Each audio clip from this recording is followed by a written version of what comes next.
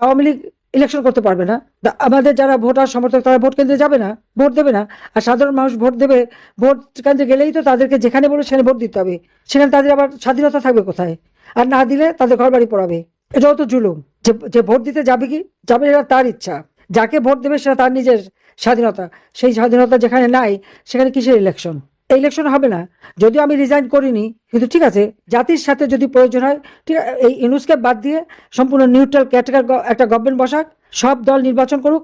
আমরা যদি এতই খারাপ হই, আওয়ামী লীগ এত খারাপ, জনগণের কাছে গ্রহণযোগ্যতা নাই, তা আওয়ামী লীগ ইলেকশন করতে দিক।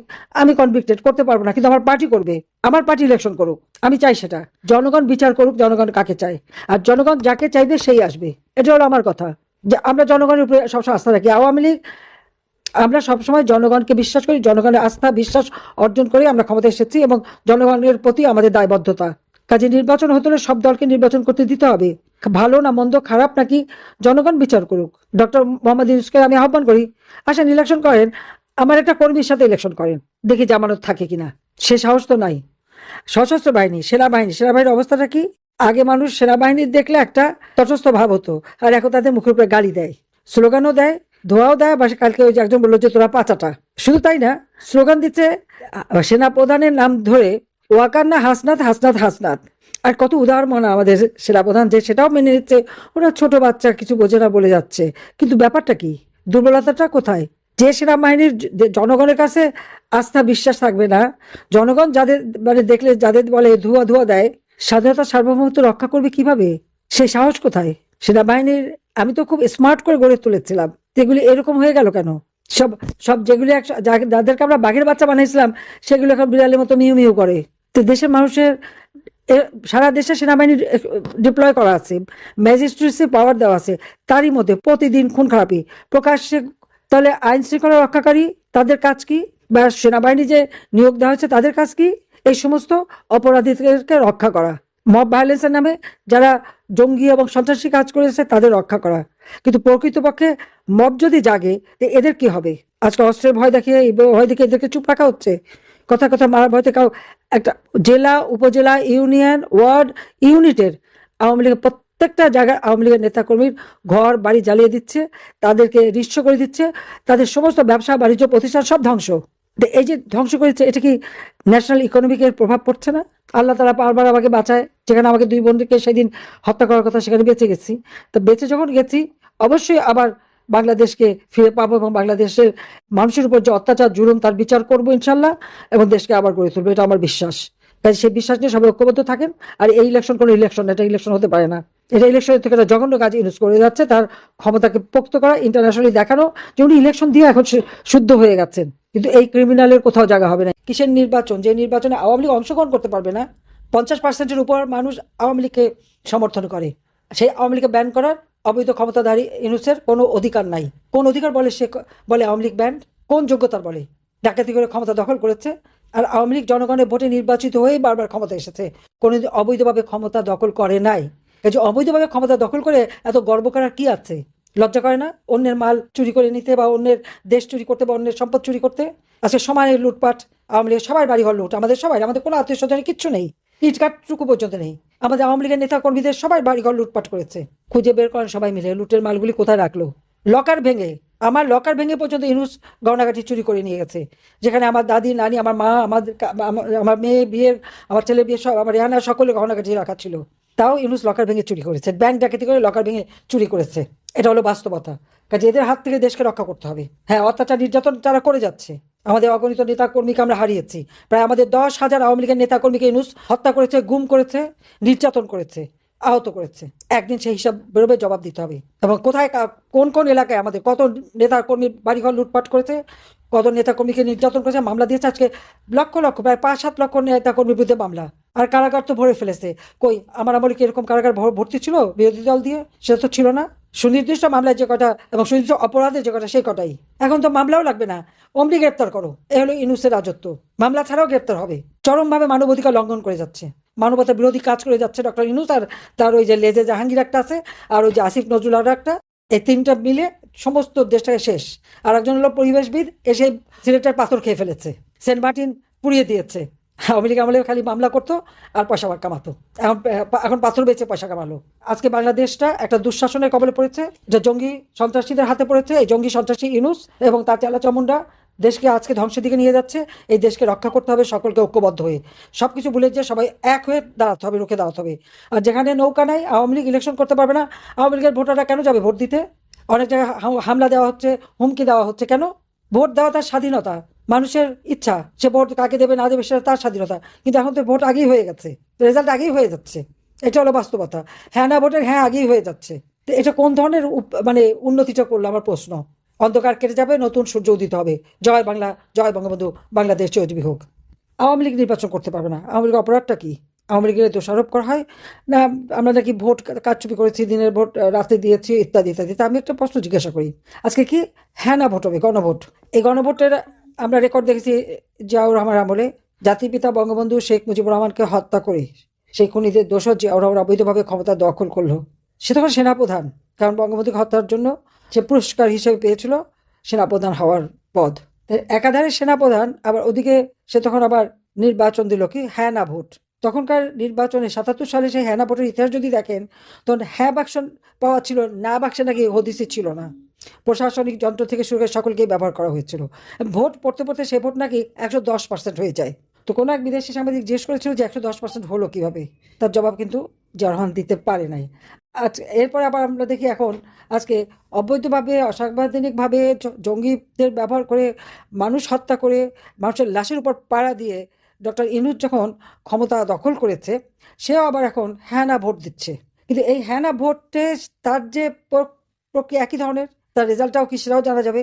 কারণ ইতিমধ্যে আপনারা দেখেন যে দেশের সকল সরকারি এবং স্বায়ত্তশাসিত যত কর্মকর্তা কর্মচারী আছে, যতগুলি অফিস আদালত আছে, সকলের কাছে নির্দেশ চলে গেছে যে হ্যাঁ ভোট দেওয়ার জন্য তারা প্রচার করবে এবং হ্যাঁ ভোট দেবে। এটা কি ধরনের নির্বাচন হলো? কিভাবে মতামত হলো? সেটা আবার প্রশ্ন। ডক্টর ইউসকে এই প্রশ্নের জবাব দিতে পারবে যে সে কিভাবে পুরো সরকারি মেশিনারিজ কাজে লাগাচ্ছে?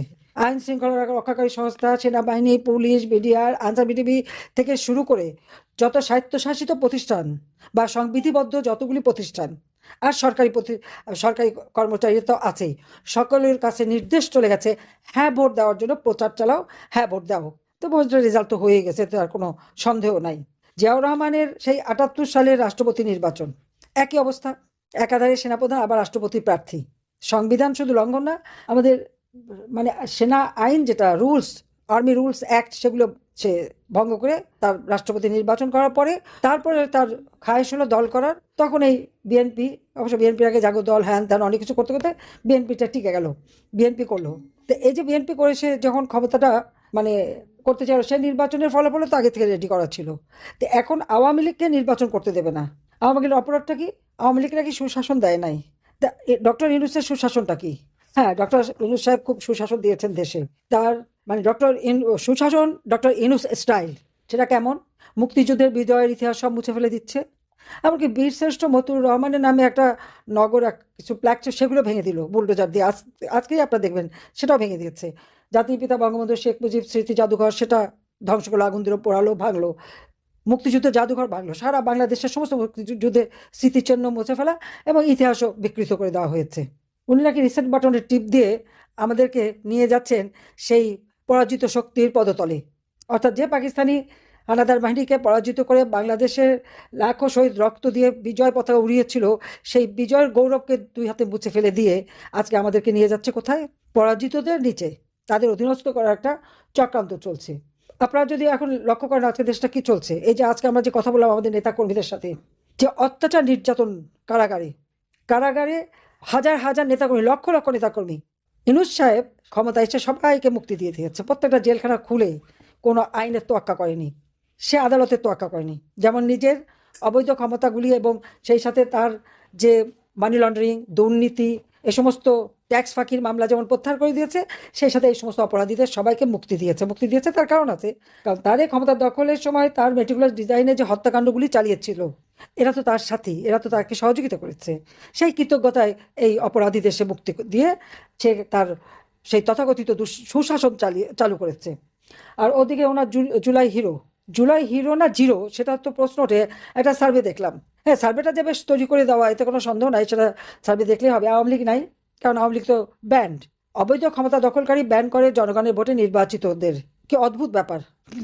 ডাকাত ঘরে ঢুকে ডাকাতি করতে চেয়ে তারাই মালিক বনে গেল, আর ঘরের মালিক তখন ঘরের বাইরে। বাস্তবতাটা তো এইখানেই। এখন হ্যাঁ, ভোট দেওয়ার জন্য যদি এখন সরকারি কর্মচারীদের ব্যবহার করা হয়, আমি দেখলাম যে আমাদের নির্বাচন নিয়ে একটা তদন্ত প্রতিবেদন দেওয়া হলো। সেখানে বলা হলো কি, 2018 নির্বাচনে নাকি প্রশাসনকে ব্যবহার করা হয়েছে। আমরা কখনো প্রশাসনকে ব্যবহার করে নির্বাচন করি না, বরং আমি সেবার প্রশাসনদের নিষেধ করেছিলাম। তারা একটু বেশি উৎসাহিত হয়েছিল, এতে কোনো সন্দেহ নাই। কিন্তু আমরা তাদের নিষেধ করেছিলাম যে এত উৎসাহিত হওয়ার দরকার নাই, কারণ সার্ভে রিপোর্টেই ছিল আমাদের কাজের মধ্য দিয়ে আমরা জনগণের কল্যাণ করেছি, জনগণের উন্নতি করেছি, জনগণের সমর্থন পেয়েছি। আমরা যতবার ক্ষমতা এসেছি আমাদের জনপ্রিয়তা বৃদ্ধি পেয়েছে একটাই, সেটা হলো আমরা জনগণের জন্য কাজ করেছি, জনসেবা করেছি। কারণ আমি যখন প্রধানমন্ত্রী হয়েছি, আমি আমার বাবার মতো বলেছিলাম যে আমি প্রধানমন্ত্রী না, আমি জনগণের সেবক, আর সেবক হিসেবে কাজ করেছি, এবং জনগণ তা মূল্যায়ন করেছে। হ্যাঁ, 2014 নির্বাচনে কেউ ইলেকশন করবে না, সেখানে বলা হলো যে সেখানে এতজন আনকন্টেস্টেড। হ্যাঁ ঠিক, আমরা সেটা পছন্দ করিনি। কিন্তু আমার প্রশ্ন, যে আর আমলে যারা কন্টেস্ট করে কয়জন জিততে পেরেছিল, সে জবাবটা কি দেবে, সেটা বাদ দিলাম। 1981 সালে যে রাষ্ট্রপতি নির্বাচন হলো, সাত্তার সাহেব এবং বনাম কামাল হোসেন, তখন কি কামাল হোসেনের কত ভোট পড়েছিল আর সাত্তার সাহেবের কত ভোট পড়েছিল? তখন তো সাত্তার সাহেবকে জিতাই দেওয়া হলো সম্পূর্ণ, মানে দিনের ভোট না, প্রকাশ্যে দেবালোকে সিল মেরে বাক্স ভরে দেওয়া হয়েছে, এবং এক একটা পুলিং সেন্টারে ঢুকে ঢুকে সেখানে সোজা এক একটা বই নিয়ে সিল মেরে দিয়ে চলে এসেছে। আর আওয়ামী লীগের নেতা কর্মীদের উপরে চরম নির্যাতন। আসেন 1996 সালের 15ই ফেব্রুয়ারি নির্বাচন। 91 সালে কোনো দলই মেজরিটি পায়নি, যদিও তখন রাষ্ট্রপতি সাবেদী সাহেব আমাকে বলেছেন জামাত এবং জাতীয় পার্টি আমাকে সমর্থন দেবে, আমি সরকার গঠন করবো কিনা আমি করি নাই, কারণ আমি যখন মেজরিটি পাইনি আমি করবো কেন? খালেদা জিয়া জামাতের সমর্থন নিয়ে সরকার গঠন করলো, কিন্তু সরকার গঠন করেই তার 5 বছর আর পূর্ণ করতে পারলো না। সে 96 সালে 15ই ফেব্রুয়ারি একটা ইলেকশন করলো। কত পার্সেন্ট ভোট পড়েছিল তখন? সব দল বয়কট করলো, হয়তো 4-5% ভোট, যদিও টেনে টুনে 22% দেখানো হয়েছিল। আর এখনও 70 জনের উপরে আনকন্টেস্টেড। জনগণের ভোট চুরি করলে জনগণ তা মেনে নেয় না, এটা হলো বাস্তবতা। সেখানে আন্দোলন হলো, 15ই ফেব্রুয়ারি ইলেকশন হয়েছে, 30শে মার্চ খালেদা জিয়া পদত্যাগে বাধ্য হলো গণ আন্দোলনের মুখে।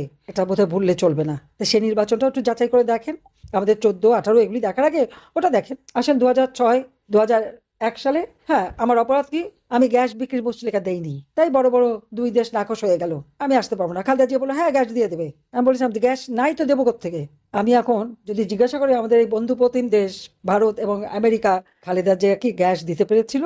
পারেনি। কারণ আমি তো বলছিলাম, আমি সত্যি কথা বলেছি, যেটা আমার অপরাধ ছিল, যে আমার গ্যাসটা আমি দিতে পারবো না। হ্যাঁ, আমার গ্যাস যদি থাকে আমি দেশের মানুষের চাহিদা পূরণ করবো, 50 বছর রিজার্ভ থাকবো, অতিরিক্ত হলে আমি বিক্রি করবো, আমি মানুষকে বঞ্চিত করতে পারবো না। সত্যি কথা বলাটা একটা বড় অপরাধ হয়ে যায়। মিথ্যা বলতে পারলে মানুষ খুব খুশি হয়, যেমন ইউনূস মিথ্যা বলে বলে সারা বিশ্বে তার একটা ভাবমূর্তি গড়ে তুলেছে। এখন তো আস্তে আস্তে ধরা পড়ছে যে কত বড় মিথ্যাবাদী। হ্যাঁ, আমরা আসতে পারলাম না ক্ষমতায়, খালেদা জিয়া তত্ত্বাবধায়ক সরকারের সিস্টেমটা আমাদেরই দাবি ছিল, আমরা এনেছিলাম, সেটাকে এসে নষ্ট করলো। 1,23,00,000 ভুয়া ভোটার দিয়ে ভোটার লিস্ট করলো। তত্ত্বাবধায়ক সরকার প্রধান যাতে তার দলীয় লোক হতে পারে, সেই প্রধান চিফ জাস্টিসের বয়স বাড়িয়ে দিয়ে এমনভাবে করলো যেন হাসান সাহেব যেন ওই প্রধান হতে পারেন। আর একেবারে খালেদা জিয়ার ক্ষয়কে একজন, আর একজন চিফ জাস্টিস আজিজ সাহেবকে দিল নির্বাচন কমিশনার, এবং ইলেকশন শুরু করলো। ইলেকশন যখন শুরু করলো, তার রেজাল্টটা কি? সেখানেও আনকন্টেস্টেড অনেকে কিন্তু ইলেকশন করে ফেলেছিল খালেদা জিয়া, কারণ সেই ইলেকশনে সবাই বয়কট করেছিল। কিন্তু সেটা টিকতে পারেনি, কারণ ওই সন্ত্রাস, জঙ্গিবাদ, দুর্নীতি, দুঃশাসনের কারণে এমার্জেন্সি ডিক্লেয়ার হলো। এবং তখন খালেদা জিয়ারই রাষ্ট্রপতি ইয়াজউদ্দিন সাহেব, তিনি কিন্তু সেই ইলেকশন বাতিল করে দিলেন, কারণ সেই ইলেকশনে এত বেশি আনকন্টেস্টেড ছিল, আর এমনভাবে সে ইলেকশন ম্যানিপুলেট করেছিল যে তিনি বাধ্য হয়েছিলেন এমার্জেন্সি ডিক্লেয়ার করে সেই নির্বাচন বাতিল করে দেয়। কেন বাতিল করে? খালেদা জিয়া ভোট চুরি করেছিল সেই জন্য। এটা ভুলে গেলে বলতে চলবে না। যাক, এমার্জেন্সি হওয়ার পর তো আমি তো গ্রেপ্তার হলাম সবার আগে, কারণ আমরা তো সবসময় অপরাধী। কারণ আমরা জনগণের কথা বলি, সত্যি কথা বলি। যদি মিষ্টি মিষ্টি মিঠি মিঠি মিথ্যা কথা বলতে পারতাম, তাহলে আমরা তো খুব খুশি হতো সবাই। সে অত ওরকম খুশি, মিথ্যা কথা বলে খুশি করতে পারি না, এটাই আমার অপরাধ। যাই হোক, 2008 আমরা জেল খাটলাম, তারপর 2008 নির্বাচন। এখন আমার প্রশ্ন, 2008 যে নির্বাচনটা হলো, 2008 কে ছিল ক্ষমতায়? সেখানে কেয়ারটেকার গভর্নমেন্ট, ইয়াজউদ্দিন সাহেব বিএনপির, প্রধান উপদেষ্টা ফখরুদ্দিন বিএনপির পছন্দ, ওয়ার্ল্ড ব্যাংকে চাকরি করতো, সাইফুর রহমান নিয়ে এসে তাকে আমাদের বাংলাদেশ ব্যাংকের গভর্নর করলেন, সেখান থেকে তাকে প্রধান উপদেষ্টা করা হলো। আর সেনাপ্রধান কে ছিল? 9 জন জেনারেল ডিঙিয়ে খালেদা জিয়ার ভাই সাইদ ইস্কিন্দারের বন্ধু জেনারেল মঈনকে সেনাপ্রধান করা হলো। এখন দেখেন, পুরো সিস্টেমটাই খালেদা জিয়ার সমর্থে। সেখানে 8 নির্বাচনটা হলো। এই নির্বাচনে কেউ কিন্তু কোনো কিছু বলতে পারছে না, কিন্তু নির্বাচনের ফলাফলটা কি ছিল? আওয়ামী লীগ, আমরা মহাজোট করেছিলাম, আমরা আমাদের প্রায় 50-60 সিট আমরা দিয়েছিলাম আমাদের জোটকে, সেখানে কয়েকটা সিট সবগুলি টিকলো না। 259 আসনে আওয়ামী লীগ নির্বাচন করে, আর 41টা আসন আমরা দিয়ে দিই আমাদের শরিকদের, তারা ছিল যার যার সিম্বল নিয়ে ইলেকশন করেছে। আর বিএনপির নেতৃত্বে 20 দলীয় ঐক্য জোট 300 সিটে ইলেকশন করলো। রেজাল্টটা কি? আওয়ামী লীগ এককভাবে 230টা আসন পেল, আর উপনির্বাচন আরও 3টা। আর বিএনপির নেতৃত্বে 20 দলীয় ঐক্য জোট পেল 29টা সিট, আর উপনির্বাচন 1টি সিট। ভোটের পার্সেন্টেজ বিএনপির 32%, আর আওয়ামী লীগ পেল 48%-এর উপরে। এই যে 48% উপরে যে আমরা ভোট পেয়ে 233টা সিটে সরকার গঠন করলাম, তা আমরা এমন কোনো অপকর্ম করি না যে আমাদের ভোট কমবে। আমরা বিদ্যুৎ উৎপাদন বৃদ্ধি করেছি, খাদ্য নিরাপত্তা নিশ্চিত করেছি, চিকিৎসা সেবার ব্যবস্থা করেছি, শিক্ষার ব্যবস্থা করেছি, রাস্তাঘাট, পুল, ব্রিজ, অবকাঠামোগত উন্নয়ন করেছি, ঘরে ঘরে বিদ্যুৎ দিয়েছি। বাংলাদেশকে আমরা উন্নয়নশীল দেশে উন্নীত করেছি, যেখানে গ্রস জিডিপি আমরা পেয়েছিলাম মাত্র কত, এই 2008 সালে 9 সালে যখন সরকার গঠন করি, তখন তো কত 100 বা 101 বিলিয়নের মতো ছিল। আমরা তো দক্ষতার সাথে দেশ চালিয়েছি, জনগণই আমাদের ভোট দিয়েছে, আর সেই ভোটে বারবার আমরা নির্বাচিত হয়ে এসেছি। এখন সেই ভোট নিয়ে যত প্রশ্নই তুলতে চান, কিন্তু প্রকৃতপক্ষে জনগণ তো আমাদের ভোট দিয়েছে। আজকে আমাদের নির্বাচন করতে দেওয়া হচ্ছে না কেন? তার কারণ আমার বিরুদ্ধে